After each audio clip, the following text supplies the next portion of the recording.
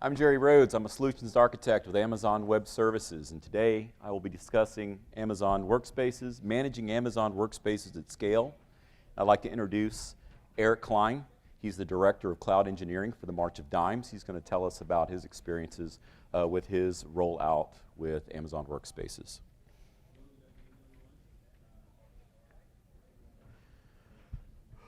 However, I did bring somebody along with me who wants to say hi to everyone. Alexa, open 2:30 session. Greetings, Alexa here. Welcome to the Public Sector Summit. I hope you are enjoying your time here. Thank you for coming to see us. Does any of this sound familiar? Do you manage large fleets of terminal services? Ever receive complaints about how long it takes to patch a new laptop? All of those reboots? How about that one user who says he has a better laptop at home and wants to use it to network? Or that call from a frantic executive who left a laptop in a taxi while on travel and needs a laptop and their data ASAP? If this is you, stick around. Jerry and Eric will have a lot to say. Thank you, Alexa. Goodbye, and if you have any additional questions, we'll be in the hall after this session. Who does she think she is doing my speech? But anyway, does any of this sound familiar? If so, do stick around. Alexa had it right. Getting started, we're going to talk about from concept to production, identity and access, networking. Also with the screen, if you guys can turn that on, it's not on down here. Networking on Amazon, images and bundles, application deployment, testing and emotional service, and finally we will talk with Eric about his lessons learned in March of Dimes migration into Amazon WorkSpaces. This discussion kind of is making the assumption you have some familiarity with Amazon Web Services as well as with Amazon WorkSpaces. So we'll be talking a little bit of, we'll go a little deep on some of these concepts. If you have any questions, by all means, Alexa, she'll be more than happy to talk to you at the end of the session, or if you want to talk to me instead of a robot, please give me a shout at the end of the session. When you're getting started, you want to identify the team. We found this with many deployments with our customers, that you really want to engage. I've got 3 groups up here. It may be more, it may be less, depending upon the size of your agency or your organization. Usually you want to start with the security team first, and the networking team and the operations and engineering team. So you're going to discuss everything about image management, what's going on in that image, devices, more importantly, what ports you're going to open up on the firewall, how you're going to connect back to the network, what's that directory going to look like, and then right into security as far as compliance. A lot of you federal government or federal contractors, you have to meet compliance, whether they be FedRAMP, FISMA, and then in addition to meeting those requirements, how do you do things such as MFA, device security, root of trust, those types of topics. Getting started. There's a pilot. Usually you have your POC, your proof of concept, and your pilot phase. Don't treat them as the same. Treat that POC as something you're going to get in, kick the tires, really learn what you like, what you don't like. Go in there with the expectations of messing it up, breaking it. I mean, try and break our system. Please do, and give us feedback if you do. And if you don't, please let us know. Give us feedback. Tell us what we're doing right, what we're doing wrong, what you'd like to see. But as well as you also want to look and see where you may have any shortcomings in your proof of concept. So please, by all means, push the boundaries, take some lessons learned, wash and repeat that POC, nuke and pave, I think is what I have up there. Diversity.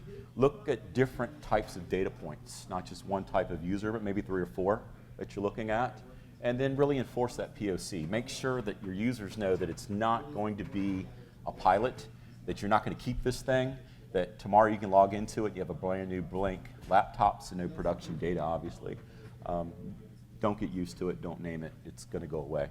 Definitely put an artificial timestamp on that POC. And then roll into your pilot. Take the pilot, pick out a good group of users that are going to go possibly all in on that pilot. Build the platform without having to refactor, because you would have learned all that in the POC. And from this point, going into that pilot, look at what's the feedback from the user, what does that experience look like, and then make those small pivots along the way. Requirements are going to be all over the place that we found. Everybody wants something different. However, everybody's going the same direction. Keep your POC focused.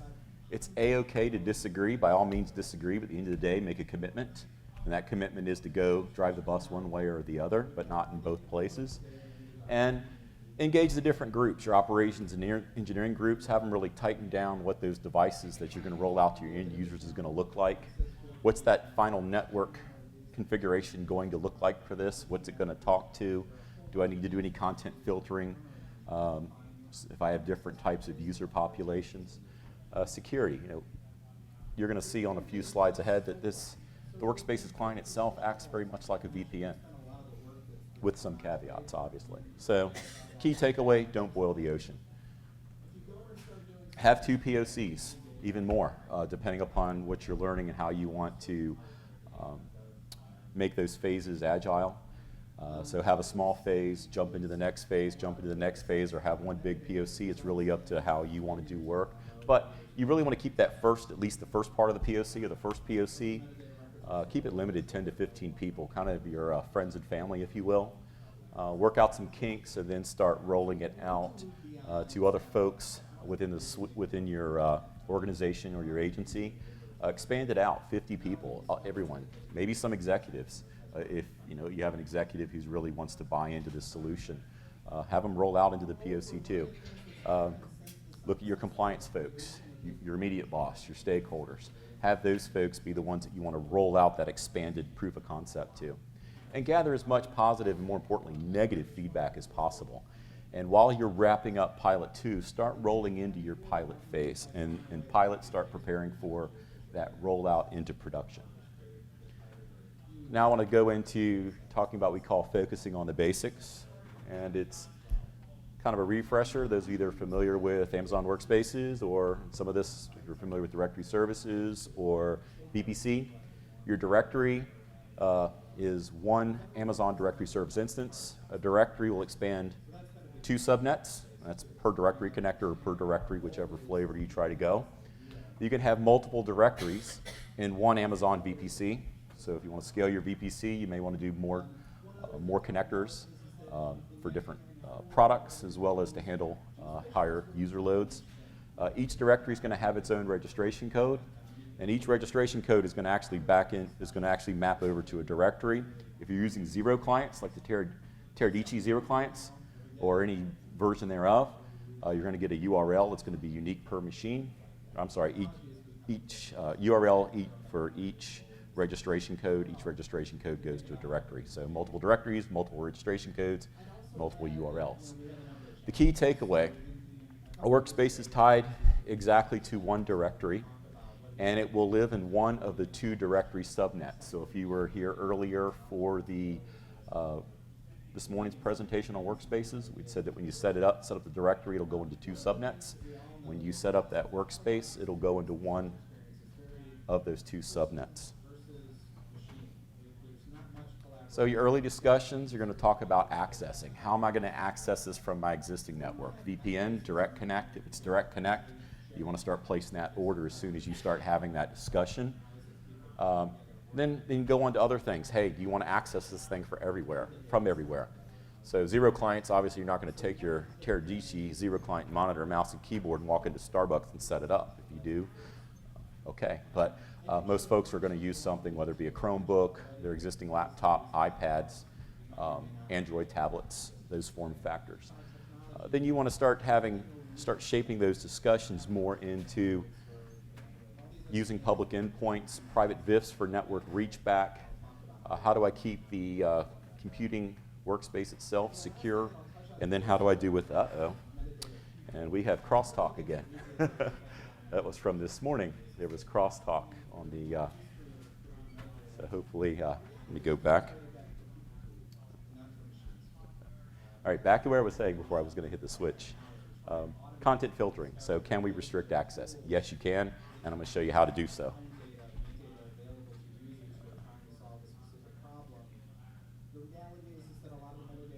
And we got a little crosstalk. Let me see if I can stand over here and keep away from the crosstalk. Okay, so one of the questions that we get out in the field a lot is, what is the best VPC design? And the answer we always give is every use case is different. There really is no one answer for what's the best VPC design.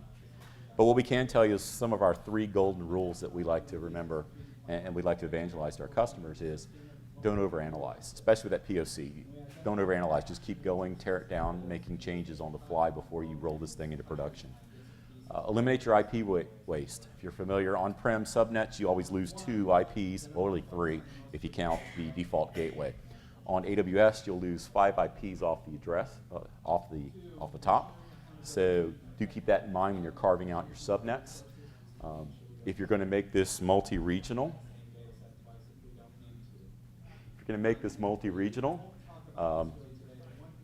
VPCs are a regional construct, meaning if you're going to have something in US East and US West, then you're going to have 2 CIDR blocks, 1 in each. So do keep that in mind. And then be flexible. You don't know what you don't know. So when it comes in, especially during that POC phase, nuke and pave if you have to, just roll with it and keep going. Do have a tip there. The largest VPC size you can do is a /16.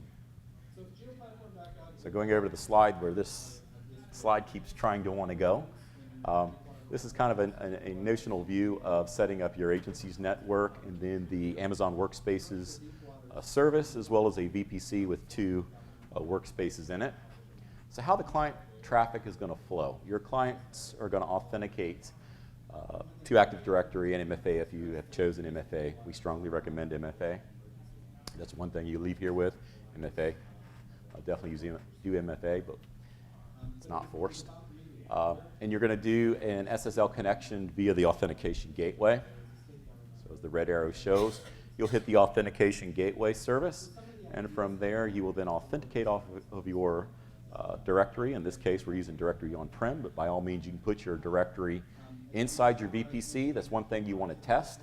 9 o'clock in the morning, how's that going to look going across a VPN or a direct connect hitting on-prem Active Directory controller? So you may want to think that through and test it out.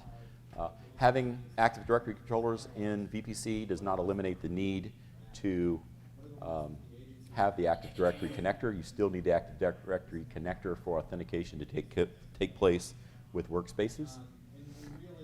So your client's going to broker a desktop session with a session gateway, which is this gray set of machines here. And from there, you're then going to get a session back via the streaming gateway. And then you will access your desktop through the streaming gateway, which is blue here on the end. And it's going to be using the PCOIP protocol, which in its nature, it's over 4172. In its nature, it's AES 256 encrypted IPsec tunnel. And all it's going to flow across that, if you remember from this morning, are just the pixels back and forth. All of your traffic going bound for either other VPC bound or Active Directory will happen out of the Ethernet 1 virtual NIC, if you will. So the traffic does not transverse back to your network via the internet. That's all going to happen within your VPC and across the direct connect. Now, you want to obviously keep your users. If you have US East users, use infrastructure in US East. You also want to tie into your network via Direct Connect. It's a much more reliable experience versus VPN, where it's traveling across the open internet, and it can be susceptible to congestion delays. Use your existing IP space. You don't have to do NATing. Just extend your CIDR in, have your network folks carve off some usable subnets and set up over in your VPC for those workspaces. And restrict network access. I'm using a content filter and setting up a transit network. So I can use some type of content filtering such as Sophos or OCEDA to filter out my traffic that's bound for my agency servers. So if you have contractors and federal employees, you have wikis. There may be some wikis you don't want your contractors to see. So you want to filter them out from the workspace to where they can only see what they need to see that's pertinent to their job information on premises.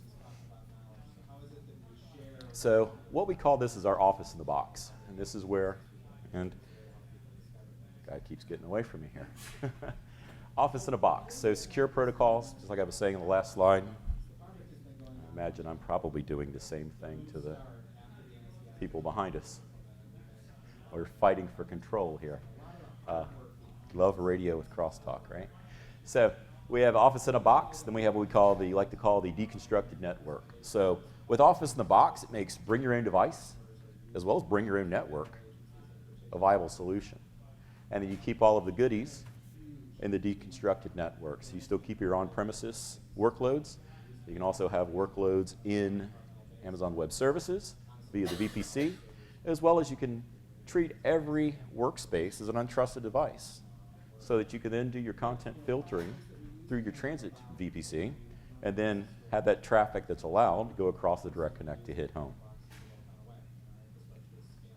So the public endpoint, to hit those services on the previous slide, to set the off gateway, the streaming broker service, to hit those services, you have to hit a public endpoint. Now you can either go across the public internet, or if you have direct connect, carve off a public virtual interface, or VIF as we call them, and then go across that public VIF across your direct connect into the public endpoint in AWS. Or you can run it across the over the internet, and then just have all of your agency-bound traffic going across the direct connect. Then again, just like I say, tinker around with it on that POC, see what you like, see what works best for you, and more importantly, see what's compliant from a security point of view. So remember, inbound is always free on AWS, whether it's direct connect or coming in over the internet, it's free. Like I said before, you can take that traffic, you can keep it separate if you wish, or you can run it all together through public or private VIFs. If you have offices, say north of the border in Canada, maybe the airports, customs offices, just remember, larger internet pipes go across the border, so you can go out and you can bid out those internet connectivity pipes and get the best price. Hopefully, it makes it a lot more competitive versus going to a couple of folks for some high-speed private lines. And this, of course, makes bring your own device really possible. Private VIF, once again, the virtual interface. Are you currently paying for infrastructure? If so, when I say infrastructure, connectivity infrastructure, by all means, a private VIF and a private VIF to your network, as well as a public VIF to the back-end WorkSpaces service. Definitely a viable solution. Just run it across pipes that you already own, that you're already paying for. Do you currently offer a VPN access point? If so, let's talk. We have another solution for you. WorkSpaces can access your agency's on-prem resources via those private VIFs. And we can have a deeper discussion at the end of this session if you want to talk about private VIFs and access and security and whatnot. And lastly, doesn't WorkSpaces feel like a VPN? So if you look at the slides that I presented for you back, feels like a VPN. AES 256 IPsec tunnel, and all that's going across it are pixels. Works great on a plane, believe it or not, as long as you don't move it around too much. Secure client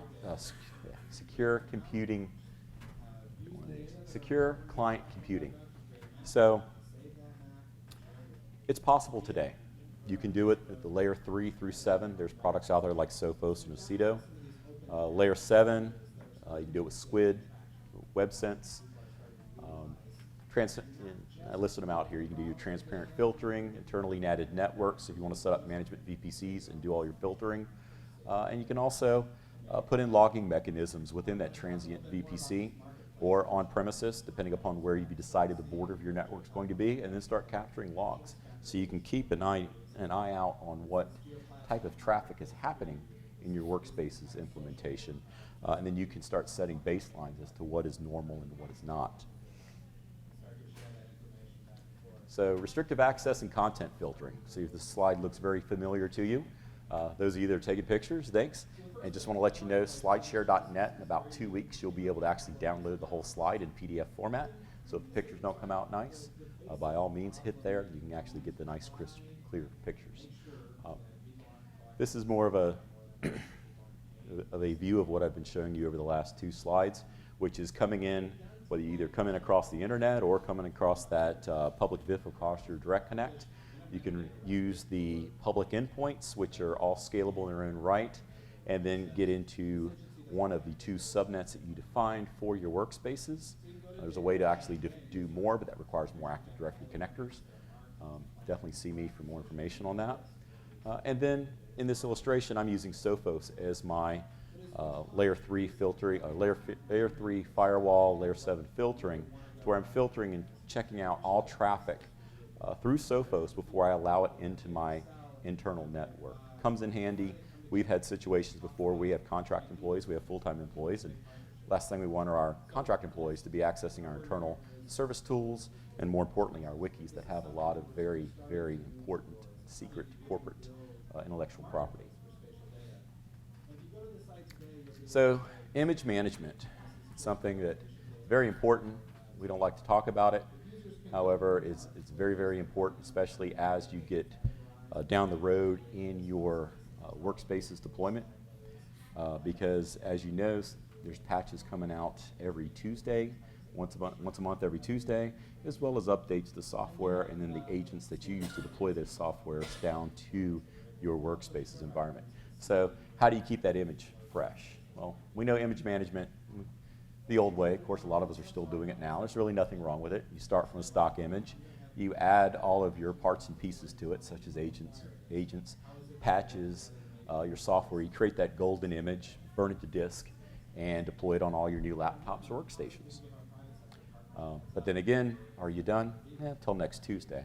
And then to magnify that out 2 years out, and you have an attorney starting that makes maybe $300 an hour, last thing you want to do is pay some attorney $300 an hour to keep rebooting your laptop for 2 hours. So we do have a solution for that. And you can create an image, and you can really do it thick, thin, or bare bones. When I say thick, you just bake it all in, and then when that comes up, you just drop your patches and new software on it.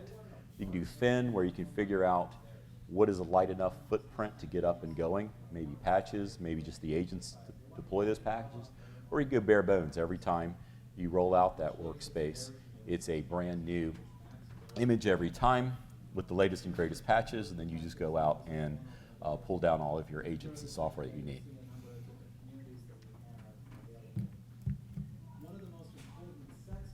So really there is no better answer. It just depends on what your common use case is.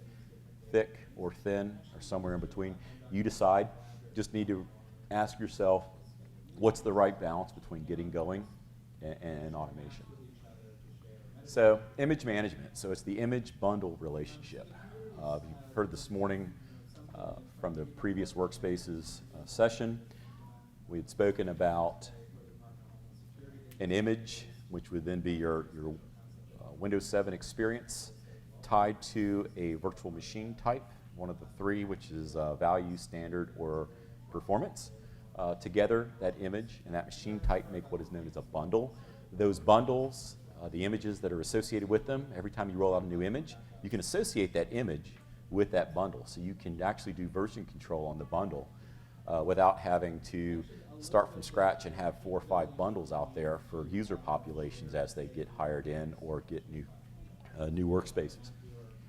That being said, one bundle, one image, and you should provision your new workspaces from the latest image, and then for the older stuff, the stuff that was rolled out back in that pilot, you just keep them up to date with WSUS or whatever your patch management methodology is. Just keep using that to keep it up to date. And then new users just get a brand new image every time they get added to the bundle and it's deployed out. One thing to remember is you cannot delete a bundle if it has active workspaces tied to it. So that's why you really want to just keep that image up to date. Makes it much smoother versus having to manage all these different bundles and figure out who's tied up to what. Image management continued if you want to deploy your existing software. So if you have BigFix or Altiris or some of the others that are out there, bring your agents. You can still use the existing software agents that you already have and leverage those investments. You can push down any software that's going to run on Windows 7. More importantly, anything that runs on Windows 8 R2, because we're really using the Windows 7 experience, unless you bring your own Windows 7 image, which that's also possible. Just make sure that it will work on a server OS if you're using the Windows 7 experience. Some of the things you want to kind of root out in that POC phase. And then If you don't have an existing software deployment method, we do have tools such as the WorkSpaces Application Manager. And that WorkSpaces Application Manager, or WAM as we call it, can actually tie into the WorkSpaces Marketplace for desktop applications. Don't say that too fast. And you can actually start bringing down a desktop software and just start paying for it by the drink. So those are some things that might look lucrative to you. Once again, that might be something you may not, you're not in the pilot, but might look at, or sorry, may not look at in the POC, but you may look at in the pilot phase. See how that works for you versus leveraging your existing software distribution infrastructure.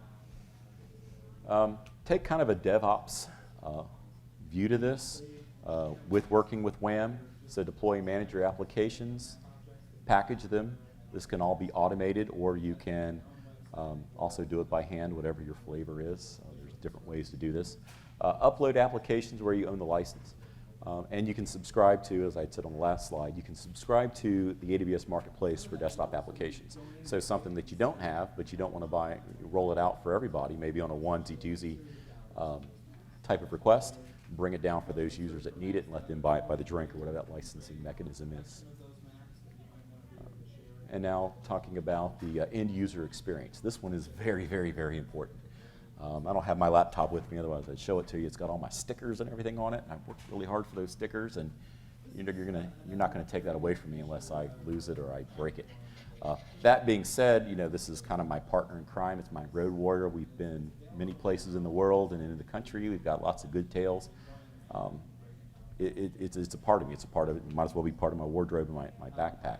That being said, when it comes to your devices that you're going to roll this out on, put everything in the human context. From the hardware point of view, they don't want to lug around a 10-pound old circa 2002 laptop that you want to put WorkSpaces on just because you don't want to buy a new laptop. Well, think about how heavy something like that's going to be versus a very cheap Chromebook that weighs hardly anything, or I wouldn't say an iPad, but a Chromebook hardly weighs anything that you can just stick in your pack and get 10 years worth of use out of. So you can kind of time that in with your hardware refreshes. Think about offline. How offline are you? A lot of folks, this is delivered via the internet.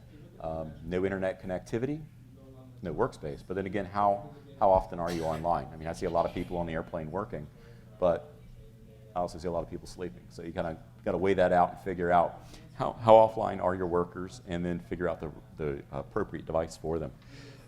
It is Windows, so if you want an Ubuntu image or a Mac image, it's not possible today, but currently it is Windows. It's not all that bad. We all know Windows. I mean, see a few Macs in the room, but we all know Windows. We make our way through it. But the bottom line, it's all about customer choice. Not everybody needs a remote desktop, but you do want to deploy a VDI solution, so you may want to look at zero clients versus going with a thin client or a mobile client, such as a Chromebook. So the devices, very important piece. It's usually something that's looked at the end of a pilot, but I recommend looking at it in the beginning of that pilot to figure out what those devices, what the device portfolio is going to look like. Have your desktop engineering folks start looking at different hardware and start sending that hardware out to some of your different user communities and see how they welcome that. PC, Mac, and tablet, they're familiar. However, you have to weigh the costs of, if it's a PC or a Mac, I've got to do patch management on it. Whereas I'm going to use WorkSpaces, I don't want to have to patch hardware and patch virtual desktops. I just want one solution. So you might want to look at maybe PC and Mac might not be the best option for you for deploying WorkSpaces to the end user. The zero client, there's no patching required. There's no software. It's all firmware. Just drop in the URL and you're off to the races. And it's universal across, the firmware is universal across OEMs. So whether it's Teradici or Samsung or all the others that are out there, it's all the same. There's nothing any different as far as features or whatnot. Thin clients, very, very thin OS, usually the Linux kernel. I've seen some Windows embedded out there as well. You can get them in a fixed size as well as in a mobile format, so you can take with you on the road or take home or to the coffee shop or wherever. but they're very specific OEMs. So each Linux build or Windows build may have maybe a little bit different than the other, as well as the previous devices you may have. So you want to take that under under consideration.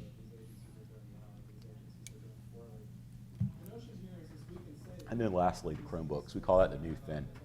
You take something like Chrome OS, or what's on the Chromebook, and with it I can use the Google app for kiosks and manage my whole fleet. Someone calls me up, says they lost a Chromebook. I don't even have to I can wipe it, or I can lock it and put a big phone number up there, call this number, return for a reward, however I want to do that. Something I can't do with the Zero clients. Then again, the Zero clients don't usually leave the building. And you want to look at the future state as far as if you're trying to make the choice between the thin client, the Zero client, and the Chromebook. Do you want Wi-Fi and mobile? What about local data? Do you want there to be some kind of footprint? How about device management? How do you want to manage it? Do you want to have to patch it, or you just want to manage where it is and lock it when it's lost, or lock it before you decommission it? And then usually the answer we get from a lot of our customers, they just don't want to do any patching to anything. And that usually just opens up the discussions to Chromebooks and the Zero client. So the approach for a Zero client, the pros and cons. The pros, it's truly zero. There's no patching, nothing. The cons, it's a fixed asset. You can't take it out of the building. Well, I mean, you can, but it's not going to be pretty. You can't just walk out the building with your laptop like you do at the end of the day. I mean, some of us walk into doors. I'm guilty of that myself. Cons, fixed asset, like I was saying, and MFA support. That's very important to a lot of the folks in this room, especially with the PIV integration. Currently, there is no MFA support on the Zero clients. The Chromebook, you're using Chrome OS, which is a browser-based OS. It's very thin. Usually it's an Intel or ARM, depending upon the chipset. That's usually something that's really transparent to you. You're not really going to feel the difference between that. In addition to the Chromebooks that are out there, there's all kinds of different factors of them, as well as HP has them, Dell has them, there's different manufacturers. So you have a lot more choice on what that end device is going to look like versus a Zero client where there's not that much choice. And then the management piece, you have the Google Chrome apps for management, which is their put it in kiosk mode. So basically all you do is you fire it up, press the power button, plug it in, or press the power button after you plug it in, and then you boot right into Windows. Your user community, unless they're disconnected from the internet, would think that they're logging into a Windows laptop. But in reality, they're logging into a service that's provided out of US East or West or anywhere else around the world. There are some costs around that, but it's like $50 per device. But those are things you want to take into consideration when you're looking at building those cost models out. There's also some perpetual licenses as well, where you can get a 3-year deal tied into it. There's not really much of a savings, so you really have to ask yourself, when do you want to pay, every year or every 3 years? It kind of goes into kind of some of the administrivia you'd want to do after the pilot. And then I'm going to go ahead and turn this over to Eric Klein, Director of Cloud Engineering for the March of Dimes.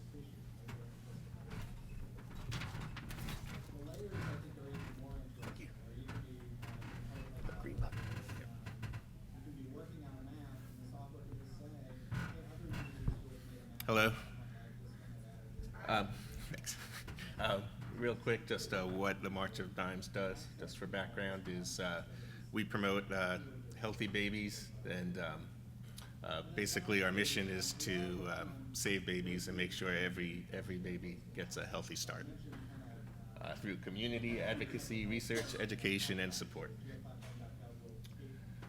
All right, from a technical aspect, we're coming from a XenApp published desktop environment, so our users are already used to not necessarily working from their local PCs, but just connecting to a remote environment.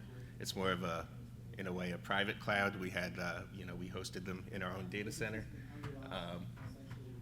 We have about 200 offices nationally. We're actually transitioning a lot of these smaller offices to telecommuters to be more cost efficient and more mobile. And right now we've rolled out in the last few months about 1,200 workspaces. We probably have another 200 or 300 to go before we're complete with the entire rollout. The first thing I would suggest when you're first starting your rollout, your POC, is to and your pilot is to make sure that you create your VPC as large as possible, just larger than you think you would ever need, because when you're sort of, that's a fixed number. Once if you create it too small, you can't expand it. So if you think that you're going to maybe have roll out 100 workspaces, make sure you have room for at least 1,000. If you think you're going to roll out 1,000, make sure you have room for at least 5,000. Otherwise, you have to tear the whole thing down, which means you have to tear down your directories, which means you have to tear down your workspaces and your images and create a new VPC and start everything from scratch. And you don't want to have to go through that. Also, when you're creating your images, just keep track of every change you make. Keep a log of it.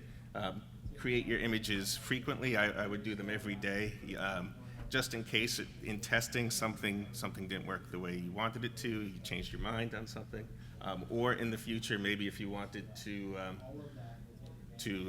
expand to another region, you sort of have to create a new image for that. So you want to know what steps you took, and so forth. And then also develop a printing strategy. I'd say the biggest number of help requests we get with the Amazon rollout, and the biggest pain point has been users who don't have their printers in their sessions. So I would say if you can standardize on printers, then that would go a long way. We don't necessarily standardize. We let a lot of the local offices get whatever they have. They have a mix of local USB, printers, network printers, and there's, hundreds of them out there. And that causes a little bit of trouble because you need to have those same drivers installed in your Amazon workspace in order for it to map the driver correctly. So if you can gather information about what your inventory of printers is like, it's very useful to add as many of those printer drivers, at least the ones that are used by multiple people or locations, add them to your image. If you could, then I would suggest something like a cloud printing strategy, or an ePrint solution, or possibly a network print server that you could sort of roll out through group policy or something like that. But that's not always possible, obviously. Cloud printing would also be useful if you plan on using Chromebooks. Obviously, Chromebooks can't necessarily print through a USB cable or anything like that. Assign workspace operators in IAM. That'll allow other people to have a limited permissions to do certain tasks. That'll help. It's good for maybe your help desk or something like that to be able to. In our case, we let them create workspaces, terminate workspaces, rebuild them, and reboot them, and not. You could lock down the permissions with the roles in IAM so that they can't do anything else. They can't do too much damage, and only are allowed to do what you allow them to. But it does help so that you don't want just one or two people responsible for supporting these. Leverage group policy for global settings or changes. Basically, when you first create your directory, you could direct it to create workspaces in a specific OU. I would suggest using an OU that you don't have any other computer accounts in. And that way, they're very standardized in a way so that you can set settings across to all these workspaces at the same time, which is very useful. It's useful in filling gaps and things that maybe weren't on your image the last time you created it, but have been rolled out since. So maybe like new shortcuts on the desktop, rolling out software. sending scheduled tasks, things like that. Group policy preferences are great for setting registry settings. It's a very simple tool, obviously, but you're probably using it already, and it's just expanded to manage your workspaces as well. Basic scripting skills, nothing fancy, just being able to sort of even, write to a registry setting or something like that are very helpful. Like in our case, we use them to overcome some printing obstacles. For example, we have Adobe PDF installed in our workspaces. We have XPS writers. When a user connects to their workspace, it brings their local printers with them.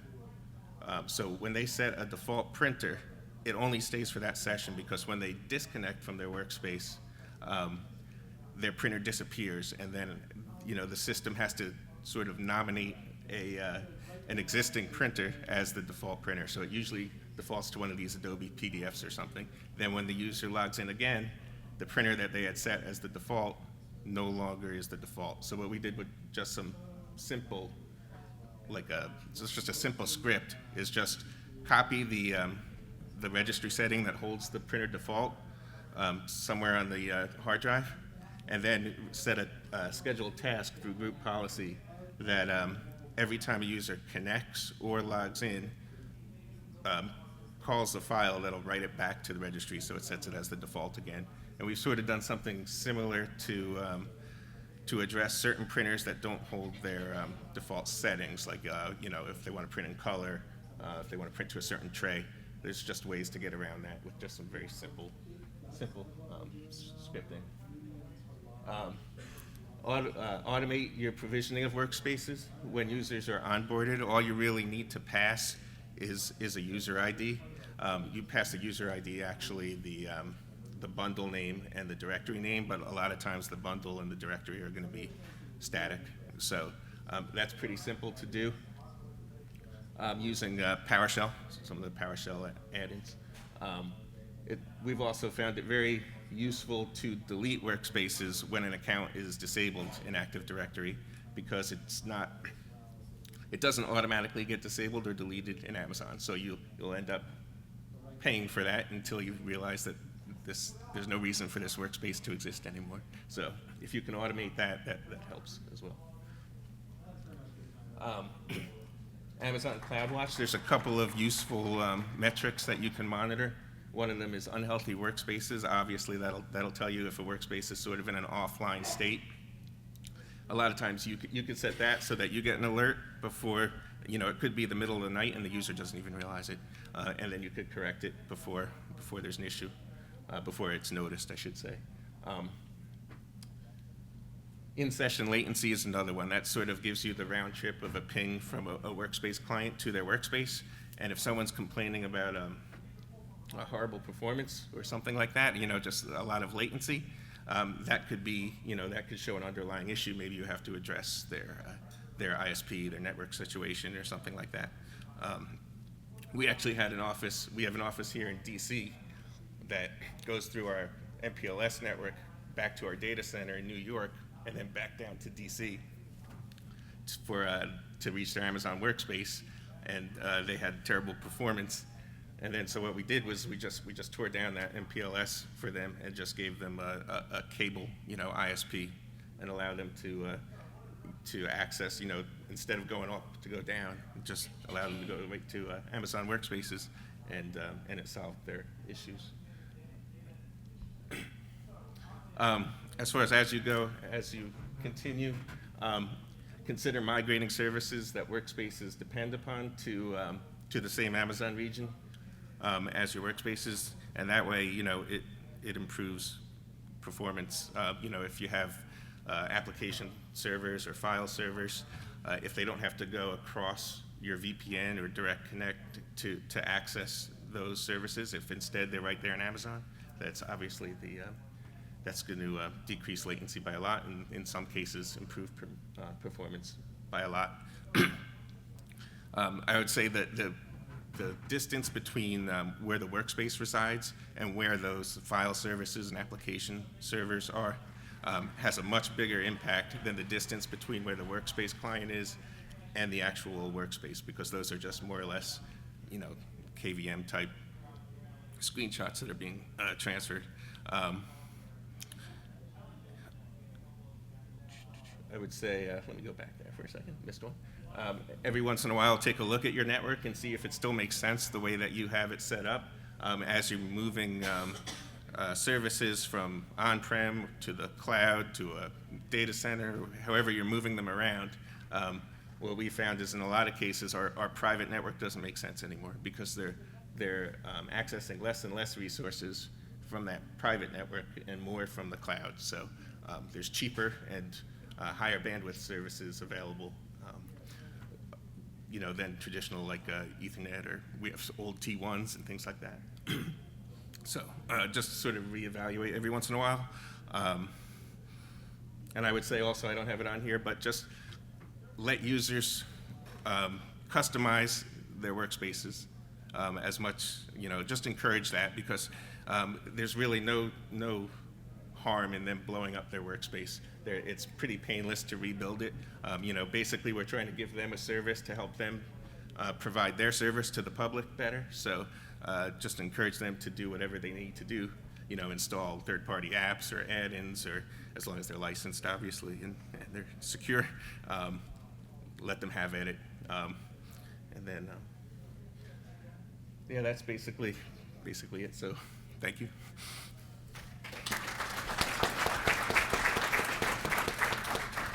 I put a shameless plug with our fundraising URL there, just because